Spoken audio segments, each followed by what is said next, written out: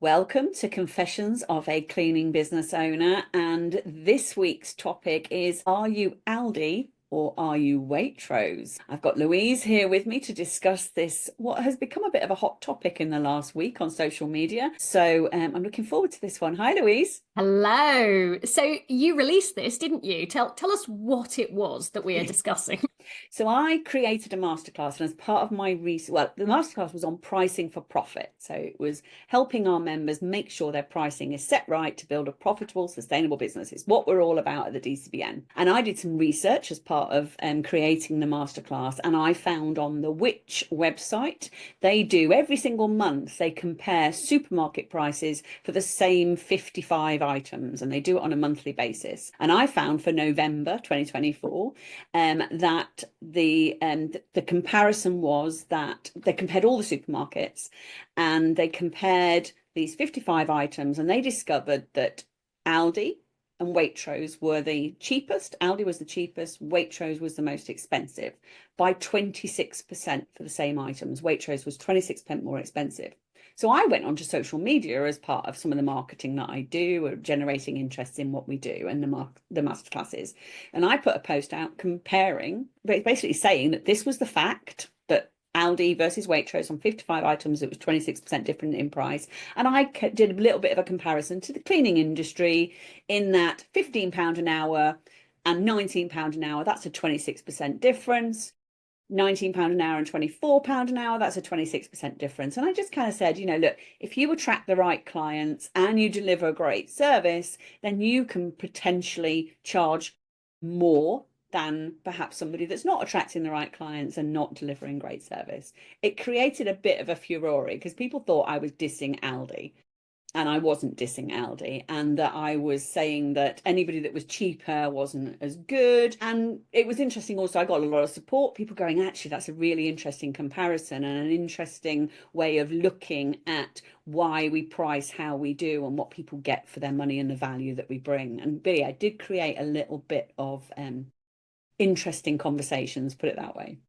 I love a good, interesting conversation. So, can I tell you a little bit about where I live? So, I live in South Manchester, and in my little town, we have an Aldi and we have a Sainsbury's. So, not quite Waitrose, but Sainsbury's is at the upper end of the price scale. They're next to each other.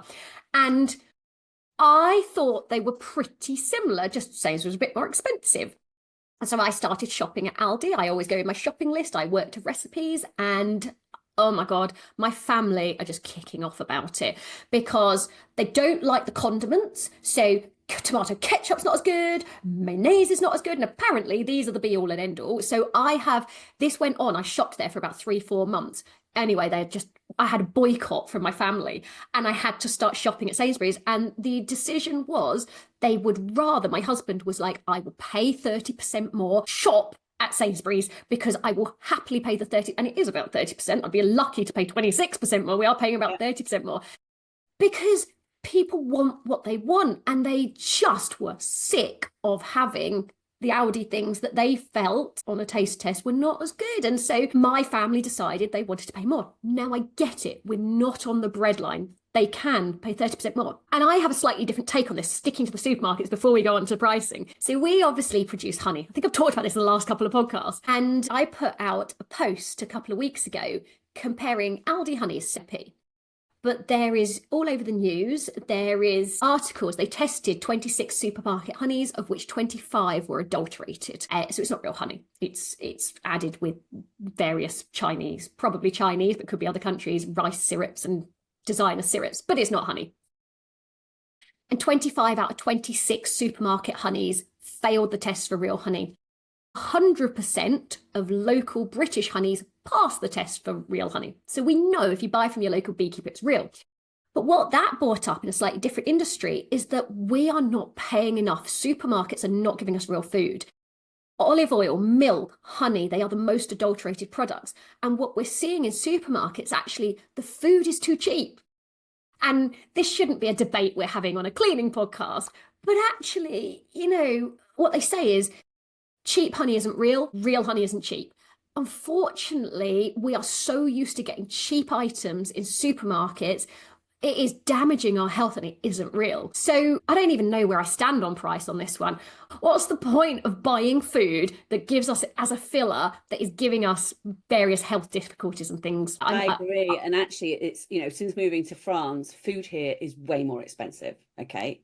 However, it's also better quality. And I do think in the UK, particularly, the supermarkets have been driving prices for so long that the producers have had to lower the quality of a lot of the products in order to actually get into the supermarkets. And I do think it's a fundamental problem, but we've got used to those cheap prices. It's worse than that, Diane. It's not that the producers have lowered quality. Actually, in the UK, our farming standards are really high. In the UK, you can't buy UK products in the supermarkets because they are selling you foreign products that have lower standards. And so UK producers are going nuts about this because we can't compete with foreign imports. I can't sell you honey at 75p a jar. I cannot produce it at that. But yet supermarkets are allowed to import it. And we as consumers have come to expect that. Yeah. And one of the things when I was sort of comparing Aldi versus Waitrose, and like I said, it was a very factual comparison. Waitrose were 26% more expensive. And people were saying, but Aldi are really good. They're one of the biggest supermarkets. And I'm like, yes. And we talked about this in previous podcasts where, you know, if we compare that to the cleaning industry, you can sell lots at a cheaper price or you can sell less at a higher price. Aldi choose to sell lots at a cheaper price and Waitrose do the opposite. And, you know, when we shop at Aldi, we know we're getting no frills. Okay. So, you know, it's not just about the quality of the products, because actually some of the products are really good. But it's, for me, it's about the choice that I get when I go into Aldi. There just isn't as much choice. It's not, you know, I can go in one week and find something really great, and then I go in a week later and it's not there anymore. And I find that really frustrating as a shopper. You know, so we end up having to sort of like, you know, maybe go somewhere else for some of the bits that we couldn't get at Aldi. You know, sometimes the shelves aren't even fully stocked. They, you know, like I said, they don't always have what we bought last week. And we have to, for me, the worst thing about Aldi, some people might like it, but the worst thing for me about Aldi is the rush at the checkout. Now, our local Aldi, where my business is based up in Yorkshire, they're actually really lovely and really, really friendly and really positive staff. But I don't like the fact that I literally have to just chuck everything in my trolley and then pack it afterwards. I hate it. Can I disagree with you here? I like to load the trolley in the order I'm going to pack my bags, and then I pack my bags in the order that they're coming off with the heavy things. But I like, that's my system for when I go shopping, and they take that away from me at Aldi. It doesn't really matter. I just may as well just chuck everything back in the trolley. Then I walk over to the window, then I bag everything on, or sometimes I might even go out to my car and end up bagging it stood at my car boot. I don't like it. Now, okay, so can I disagree? It's not, you can, of course you can disagree. I would rather pay for a different service personally. Okay, so to a certain extent, I shop the same way as you, and I actually worked in Sainsbury's for a little bit, so I pack my fridge stuff, and so I have, obviously I'm comparing Aldi and Sainsbury's here. Aldi, right, if there isn't a checkout available for me, they are straight on the phone. They will open another checkout. They are very responsive. I never have to queue more than about 3 minutes. And I work in a very busy family. My life is fast paced. I love that. They rush me through. But I'll tell you what, if I can stack the checkout right, I can load fast enough. Yeah, you have to be super quick, don't you? Yeah. But yeah, and that's kind of okay. It's almost like a competitive sport. Can you get it in the bags at Aldi without having to go and do it over by the window? But it's not a very relaxing checkout, in my opinion, and I would rather queue for 5 minutes than have to pack it afterwards. Yeah, but again, Diane, the problem is, so I am a little bit anti self-checkouts, right? And in our Sainsbury's, they have a lot of self-checkouts, and they have about 4 checkouts available. Now, I will deliberately go and use the person checkout because I want to support it, right? And there'll be only 2 or 3, there'll be about 3 people in front of me because there's only 1 or 2 open, and they're all so slow. And I genuinely think they put the slowest checkout operators on there that are happy to have a chat and scan at the slowest rate possible. And I am stood there for 20 minutes going, come on, you chose to do this. You chose to do this. And the queue got up to 7 people, and this happens quite regularly. And I'm going to the manager who stood there watching this happen. Have you not got any other staff? And they're like, no, we don't have any other staff. However, let's stop there, because we're actually not comparing Aldi and Sainsbury's. We're comparing Aldi and Waitrose. Okay. So if we go back to the Aldi, I mean, you know, we have it here. I mean, people still pay by flipping check in France at the checkout. It's perfectly normal to pay by check, and you have to wait for them to write it out. It's very annoying. However, I try and relax because it's meant to be a more relaxed pace of life. But what I'm saying about Aldi is that it's cheap and it fits with a budget, absolutely. But it's a different experience to Waitrose. Okay. So if you shop at Waitrose, you don't just go for the shopping, it's more of an experience. I would expect a calmer, more helpful experience at the checkout. They are Maybe, good. maybe there's a cafe. You know, you can have a sneaky coffee and a cake mid-shop. You don't get that in Aldi. You And do in Sainsbury's. well, we're looking You at do. Aldi versus Anyway, Waitrose. yeah, go on.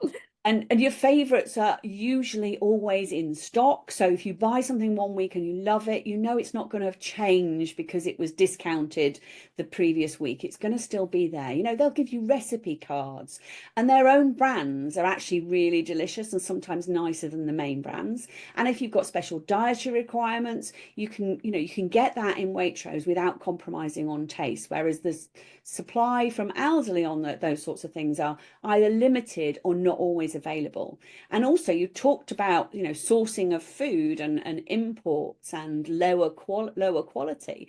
Well, Waitrose have got a really good reputation for ethical food sourcing. A lot of their products are going to look locally sourced. And actually, Waitrose is owned by their staff. So it ticks a lot of boxes in terms of ethical shopping. So if people want to be a more ethical shopper, they're going to choose Waitrose over Aldi, not just based on price, but based on the fact that actually they're going to get maybe better products, but actually that they're going to be more ethically sourced and the business is more ethically run. And as I said, I'm not dissing Aldi. They're great and you know what you'll get. But the fundamental principle behind my comparison is that people will pay more for the same thing-ish if you give them a better experience. And actually, the reality is that a shopping basket at Aldi was £97.89 for 55 items. And at Waitrose, it was £123.32. That's a massive 26% difference. So my question, was in the masterclass and on social media was, who are you targeting as your ideal customer? Are you targeting somebody who wants cheap, who wants quick, who wants the basic service? Or are you going to target the person that wants maybe a better service, but also is prepared to pay for it? And it's going to be listening to your marketing messages, perhaps around being more eco-friendly, perhaps around paying the real living wage rather than national minimum wage. So some of the marketing messages that you're sending out there are going to appeal more to the Waitrose type of customer than the Aldi type of customer. Okay, can I answer these? So I sort of agree with you. Okay, so the thing I like about Waitrose and Sainsbury's, my shopping list usually involves things that are not going to be found in your traditional basket, like your panko breadcrumbs. And You're a posh shopper, Louise. I've never even heard of those. But I use, my kids like a lot of Japanese things. So I want udon noodles, pak choi, which again, you may or may not find. To be fair, Asda actually has a good range. But anyway, I accept that you can't always get these things. Pak choi you can, by the way, get in Aldi. But anyway, panko breadcrumbs you will never find in Aldi. You've got one variety of your Parmigiano cheese that's grated, although they do have a good cheese selection. You're so posh, Louise.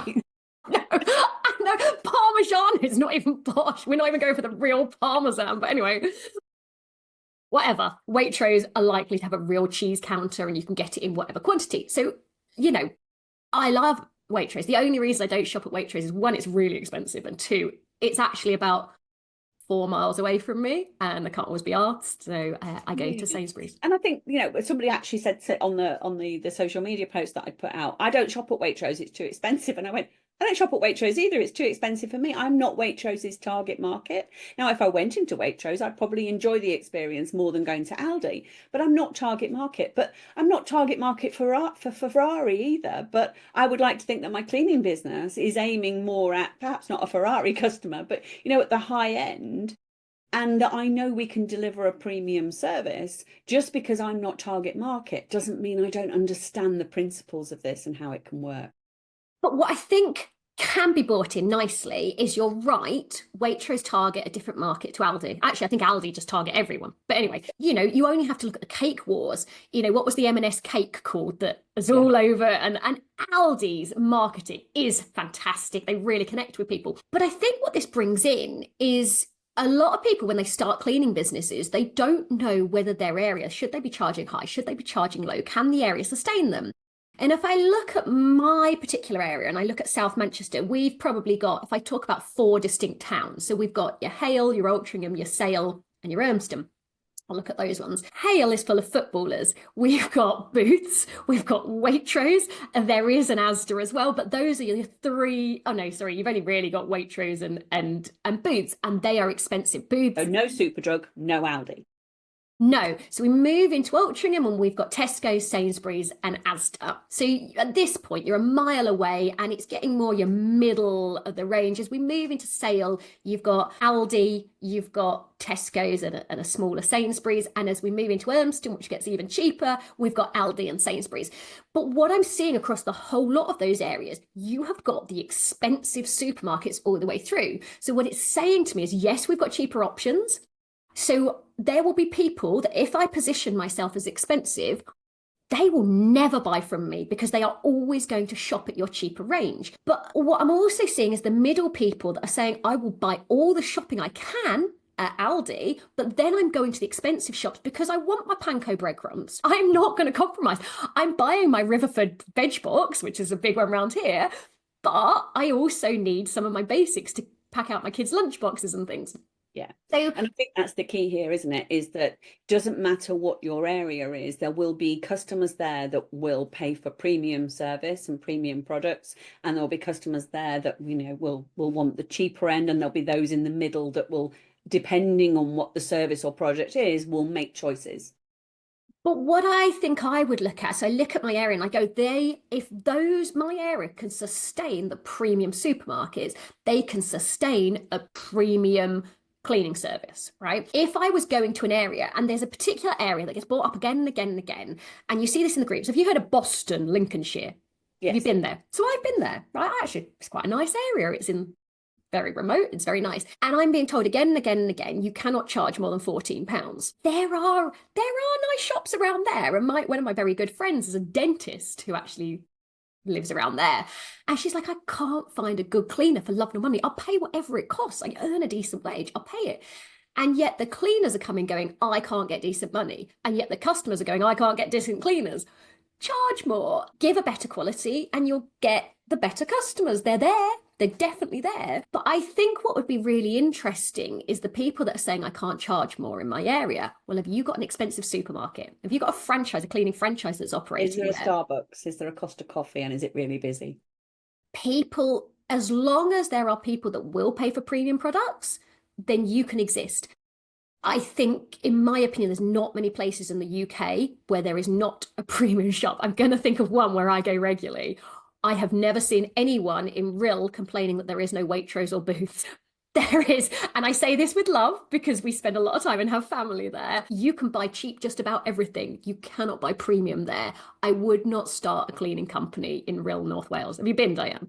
No, but I bet if you went 5 miles away, you could. For a statin, yes. Thing. Yeah. And one of the things that I got asked when I was sort of having these conversations with people on social media about what they thought I meant. And they did sort of, I was accused at one point of saying that anybody that was cheap was providing a substandard service. And I was kind of like, no, you're providing a Waitrose service at Aldi prices. And that's kind of, where I want to give people the confidence to be able to charge more. But also, you do have to deliver a premium service, and we can't all just put our prices up and not deliver a great service. And actually, I don't know about you, but as our prices have risen over the years, our customer expectations have sometimes risen with that as well. So you do have to really be on the ball around this, and quality of service becomes absolutely crucial. I think probably above quality of service, reliability becomes really crucial. You're going to need to make sure that your staff are really well trained. You might want to look at being more eco-friendly. That might encourage this kind of customer to use your services. You might have to customize things a little bit within reason on this one, because we like a standard clean too. You maybe need to, improve the products and supplies that you use, move away from your supermarket products to more professional products, which ironically will save you money. You're probably going to need to look at your insurance and make sure that that gives you really good cover. There's so many things that you need to start adding into this business now. If you're going to charge Waitrose prices for your cleaning service, you're going to need to perhaps give a satisfaction guarantee and really promote the fact that you're a family-owned business, local team, DBS checked, all those things that are going to attract the kind of client that's going to pay those higher prices. I think it's interesting when you talk about how you market yourself. You basically have to get people to buy into your story. So you are going to have to, you can't just do advert, advert, advert, advert, advert. That's what your low end do, advert, advert. Although saying that, Aldi do promote really well and you do buy into their story. Their adverts are brilliant, but they're kind of funny and engaging, but not aimed at a particular customer. No, I think they are engaging with a lot of people. But I think if you are going to go top end, then people want to know what they're getting. And I definitely find, again, I'm going to go back to beekeeping once again. If you're going to charge high prices, how are you differentiating yourself? And people will pay them if they believe they're getting something for it. Otherwise, why would they pay? What do we charge? Oh, I think we're over 1,000% more than an Aldi. Well, what are they getting for that? They need to know that before they're even going to walk through your doors. Yeah, and that starts with your marketing messages and also being really clear about who you're trying to attract, I think, because, somebody who just wants a jar of honey for the kids' sandwiches, whether it's honey or not, they don't know that. They're just going to go for the cheap version, aren't they? But somebody actually that wants somebody to, if we go back to cleaning, take care of their home and the reassurance that they're fully insured, that they're going to look after what's in the home. Maybe they've spent a lot of money investing in, redecoration and in really nice furniture. They want somebody who's going to take care of that. Somebody that they can trust to be in the home when their children are there, look after the pets while they're there, all the things that we come across. And of course, we said this in previous podcasts, when you first meet people and they give you their house keys and their alarm codes and you now know when they're going on holiday, they've got to buy that, you're going to be that trustworthy service that they're looking for. And I really think it starts with the marketing and who you're targeting. So I'm going to ask you a little question here, because you love a bit of controversial. So you and I attended a marketing lecture recently, and one of the things they say is be disruptive, be controversial. Haven't seen from any of the bigger supermarket players is actually, Waitrose could turn around and tell you exactly what you're not getting in the Aldi products. And what we haven't seen too much in the cleaning industry is I could tell you, I can promote what I do and why you get the quality. But sometimes it'd be really great to say, this isn't what I do. It isn't look what you're paying for, look what you're not paying for, look what you're not getting. I think that there is potentially scope in the market, and I wouldn't personally do this, to go, actually, what aren't you getting at £15 an hour? Because I know what they can't deliver. And in the same way, they can tell you why they're better than me. But you're not seeing that sort of controversial advertising, which I think most of us shy away from. I would call it negative marketing. So you're marketing based on how crap somebody else is rather than on how good you are. And I think if we're trying to target Waitrose customers, I don't think Waitrose customers would buy into that. If Waitrose started marketing a bit like Aldi do sometimes, don't they? They will say we're cheaper than wherever. They will actually have on their adverts, won't they? This is from Aldi. This is from, I don't think they've ever targeted Waitrose, but the M&S maybe. They will say you can buy Cedric or Colin the Caterpillar, whatever it is. They will be that controversial market. It's Colin and Cuthbert. Colin's M&S and Cuthbert, and then Tesco and Sainsbury's do a version as well. But they can be that controversial because their market will forgive them, because the market only wants cheap prices and sort of a quick service. Whereas I don't think they get away with that at Waitrose, as an example, because Waitrose customers would be like, I don't really like that. I would rather hear about how good Waitrose are. And I feel like in our cleaning industry, that would be the risk that you would be taking. If you started saying things that were, potentially a customer might think, I'd rather hear how good you are rather than how bad somebody else is. I think that's why I would never go down that route. Interesting, because we actually had this put to us not so long ago when someone was doing really negative marketing, which targeted us. And we said, no, we're not going to negatively target you back again. And Yeah. that was hard, wasn't it? Because you want to respond. And it must be hard when you're being targeted by the likes of Aldi to say, Yeah. ha ha, we're better than you, to not Yeah. go, But okay. it's carried on that, apart from doing the lawsuit, they were carried on the route of, this is really special. And their adverts became even more extravagant, didn't they, around how beautiful and tasty their products are.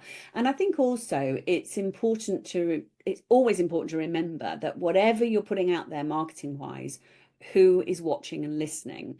And if you're targeting a Waitrose type customer, we can only compare that, then will they respond to that? Or actually are you just doing it for the sake of it? And I know that the person that was talking to us about disruptive marketing, their target market was probably going to like the fact that this person was disruptive. Whereas I think our target market would hate it. If I came on and said, Daisy's cleaning, sorry if there is a Daisy's cleaning in Yorkshire, I'm not picking on anybody. If I was running adverts going, Daisy's cleaning is not insured, is not reliable, not doing a good job, I don't think that's going to resonate with my target market. I think it's just going to make me look like a horrible business. And my whole marketing brand and culture is around having a great team, looking after the team, who look after the clients. It just doesn't fit with my brand as a cleaning business owner. Or like when we faced it, it doesn't fit our brand as a DCBN either. Interestingly, though, if you all sit there, and I see this time and time again with cleaning business owners, they sit there really nicely saying all the right things, really nice. And do you know how many views they get? Yeah. Next to none, right? So yeah, okay, there's ways to improve that. But if you sit there and you put on a post every single day, you can video yourself, you can do what you like. The reality is someone comes on and does something controversial. They've got a hook in there. They do the kind of marketing that we all like to watch on social media, and they get over 1 million views. And I'm going to put this into perspective, right? So I did this. I didn't mean to do it, right? But I did it. So there's been, in the beekeeping world, obviously fake honey's been big news. There are a lot of people fighting it. They're putting out really informative information, research. And do you know how much traction that gets? Not a lot. You'll be lucky to get 6,000 views. I put on a 5-second one going, is it real or is it fake? Okay. It wasn't meant to slam the supermarket. It was, but it just happened to be that I picked one. 2 million views. It got more traction for that campaign than they ever managed to get by doing it really, really professionally. Now, I then had to field comments about it, which is not what I planned to do. But anyway, it works. I think that this is the key here, though, is that too many cleaning business owners, because if I take it right back to the cleaning industry, think that social media, if they just keep putting stuff out there, people will see it and they'll get customers. And even if your post went viral on TikTok or whatever that you made controversially about another cleaning business or saying about why other cleaners are crap and not mentioning anybody in specific, is that reaching your target market? You have no idea, because social media is the whole world. So you could look at your stats and go, well, yeah, great, they loved it in California, but they're never going to use your cleaning service. So for me, social media is amazing for about building your brand and demonstrating your values and your culture and how you do business. It's about having a bit of fun as well. And yeah, you might go viral and you might actually earn some money from it via the actual platforms. But the way to use social media is to do more direct targeted marketing. And that's where we talked about local groups and things like that. That's when you're going to actually make sure that that branding and that culture and all that stuff you're putting on there that's brilliant reaches your target audience. So I think it's probably a fundamental thing of it doesn't really matter for a business that just sells things online. If it goes viral, that's brilliant for them. But for a cleaning business, going viral, does it really matter? Because Mrs. Smith round the corner might not have even seen it, but Mrs. Jones in California might. Great. I think it's interesting. I think going viral does really help because it raises your profile and you get seen more in your local area. So, for example, we do a lot around Manchester. We definitely get seen more by Manchester people. But that being said, I think the amount of effort you have to put in to finally get a video that goes viral that is specific to your area, go and stick up some adverts, go and pay, right? Yeah, go put some leaflets through doors on that housing estate that you would really like to clean for. Yeah, it's a difficult balance, isn't it? And those leaflets, we're not, when we're talking about marketing, we're not just talking about social media posts. Those leaflets should reflect the brand and the target market client that you're trying to attract. And because leaflets, for as an example, they still work, and they actually, I think they work better now than they ever have, because hardly anybody gets any post anymore. But also, you don't have to have 10,000 printed anymore. You can have 500 printed, and they can all have different messages depending on where you're going to deliver them. So there's clever ways of making sure that you are trying to attract Waitrose customers versus Aldi, and therefore able to hopefully charge 26% more at least. On slightly the same note here, you've sort of said you should be Waitrose rather than Aldi. Well, Aldi does a good business, right? And you can run a cleaning business on the Aldi model, which is stack 'em high and sell 'em fast. You can rocket your business with low profit margins. We see this, particularly in the commercial sector. You're sort of promoting to go high end. Well, there's a massive sector that have made a lot of money going low end. Yeah, I agree. And like you say, particularly in commercial, we've seen people building significant businesses on the stack them high, sell them cheap sort of principle. And there's nothing fundamentally wrong with it. But when people talk to me about it, I always say, is that the business that's going to fit your lifestyle? Or are you building that business and great, Aldi are a fantastic business model for a supermarket, don't get me wrong, but I would not want to be the owner of Aldi that's also the manager of all the team. And whereas in a cleaning business, the reality is that the business owner often does a lot in the business, and I wouldn't want the stack 'em high, charge cheap business, because it wouldn't fit with how I want the business to be. I'd rather build a business that's technically smaller but more profitable and actually gives me a better lifestyle. You say that, right? But there's other business models. You look at the agency model, and you've got very low overheads. You're not paying much tax, VAT. You can whack out, you could get to 70 staff and make tiny margins on each one. But actually, the margins wouldn't be that different to running a high profitability model. And actually, how much management are you doing if they're all self-employed? Now, would it be a nightmare to try and grow that? Yes. But that business model works. It works, but you know what? I think the fundamentals of every business are the same. And I think that the logistic of that business is just as horrific as if it was 70 employed. The only difference is that you don't have to run payroll. You're still going to have to be matching cleaners with clients and juggling because those cleaners aren't available and those clients cancel. So I still think a lot of the logistics is going to be there. And personally, if I'm going to do it, I want to do it for a higher profit margin. I'd rather have a smaller business making the same profit as a big business. It's a bit like, solo cleaner. Would you rather work 30 hours at £15 an hour, or would you rather work 20 hours at £20 an hour? I know which I'd prefer. Your personal preference is definitely the Waitrose. Could you support a business that wanted to run the Aldi model? Yeah, of course, absolutely. And I think that for me would just become about systems. And that's where Aldi are obviously nailing it, because they're good. Their staff are obviously well trained. I've never been in an Aldi where the staff weren't actually quite good. They're obviously well trained, so they've got some really good training systems in there. Their sourcing and purchasing is obviously really good. Their advertising, as we've said, is brilliant. So yeah, any business can work. For me, it's often just about making the right choice for the actual business owner, because the reality is we're dealing with small to medium-sized businesses, not Aldi. I'm not going to be coaching the owner of Aldi. No, but what I'm saying, though, is actually from the DCBN's point of view, we've actually got the full range. And I'm not adverse, and I've said plenty of times, if I had my time again, would I run that model? I definitely would consider it. Yeah. And it's interesting, actually, somebody asked a question earlier today about, if as you get older, what do you hate? And I actually put, apart from wrinkles, I put that actually what I hate is people sort of like basing everything on their own one business experience.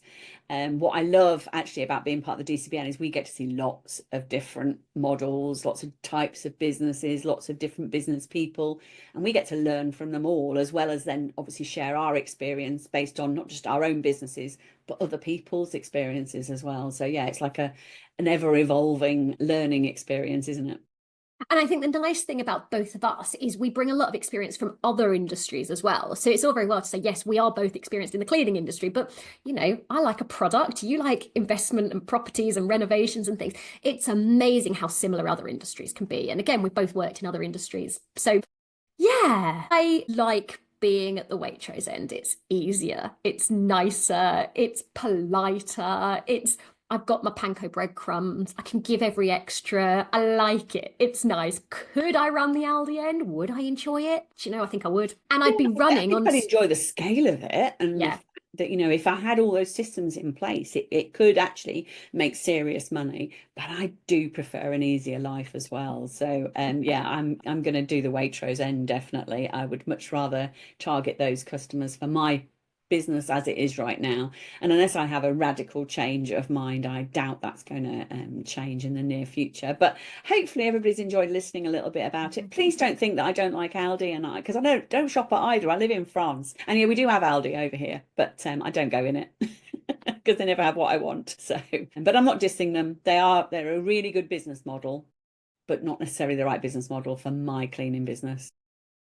thank you, Diane. Lovely as always. And yeah, we'll see what the reaction to this one is. Hopefully not as bad as it was on some of the social media groups. Enjoy. Bye bye.